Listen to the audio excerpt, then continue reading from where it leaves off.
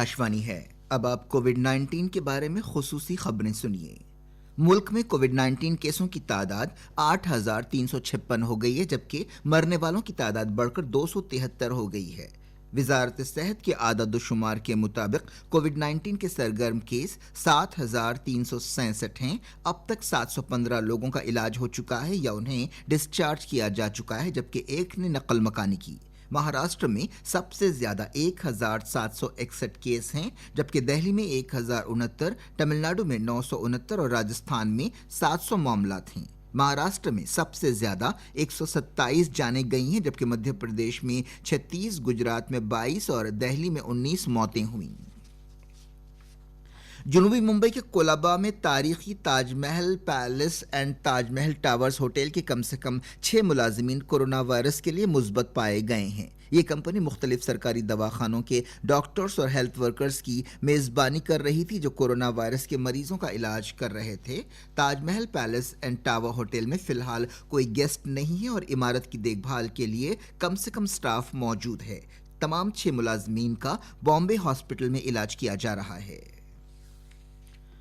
DGP Mahendra Reddy ने आज lockdown की खिलाफ वर्जी करने वालों को सख्त कार्रवाई की वार्निंग दी है। लॉकडाउन की मुद्दत बढ़ाए जाने के हवाले से उन्होंने हुकूमत से ताउन करने पर अवाम का शुक्रिया अदा किया। डीजीपी ने यह बात दोहराई कि लॉकडाउन जारी रहना चाहिए ताकि अवाम की एहतियात का फायदा हो सके। लॉकडाउन और समाजी दूरी पर सख्ती से अमल की जरूरत पर जोर देते हुए उन्होंने यकीन दिलाया कि पुलिस इस मकसद से मुकम्मल ताउन कर रही है। उन्होंने कहा कि जरूरत पड़ने पर लॉकडाउन के दौरान गैर कानूनी सरगर्मियों पर कंट्रोल के लिए वाजबी ताकत इस्तेमाल की जाएगी।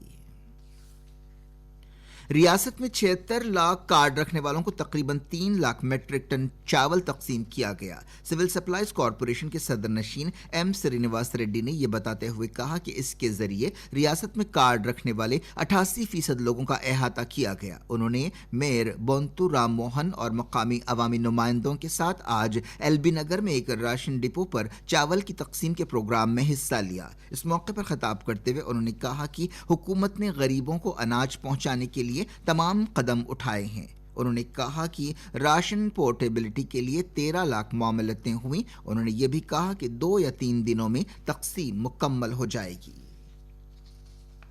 हैदराबाद के centre for cellular and molecular biology ने उम्मीद जाहिर की है कि वो कोरोना वायरस के बारे में ठोस और अमली हल निकालेगा। सीसीएमबी के डायरेक्टर डॉक्टर राकेश के मिश्रा ने हमारी नुमाइंदा को बताया कि इदारे ने institute of genomics and integrative biology के साथ कोरोना वायरस के सिलसिले में तहकीकी काम किया है। उन्होंने उम्मीद जाहिर की कि अगले 3 से 4 हफ्तों में सीसीएमबी सैकड़ों आइसोलेट्स मुकम्मल करेगा और किसी नतीजे पर पहुंचेगा जो कोरोना वायरस से निमटने के लिए अमली तौर पर फायदेमंद साबित होगा। डॉक्टर राकेश ने कहा कि अब तक कोरोना वायरस से सैकड़ों आइसोलेट्स पर काम किया गया है और मजीद कुछ हफ्तों तक सैकड़ों आइसोलेट्स पर काम किया जाएगा। उन्होंने कहा कि जीनोम के तसलसल पर तहकीकी काम पर कोरोना वायरस को समझने और उसकी दवा या टीका बनाने में मदद मिलेगी। उन्होंने ख्याल जाहिर किया कि कोरोना वायरस के वैक्सीन काबिल अमल नहीं है क्योंकि वायरस काफी तेजी से सरगर्म होता है।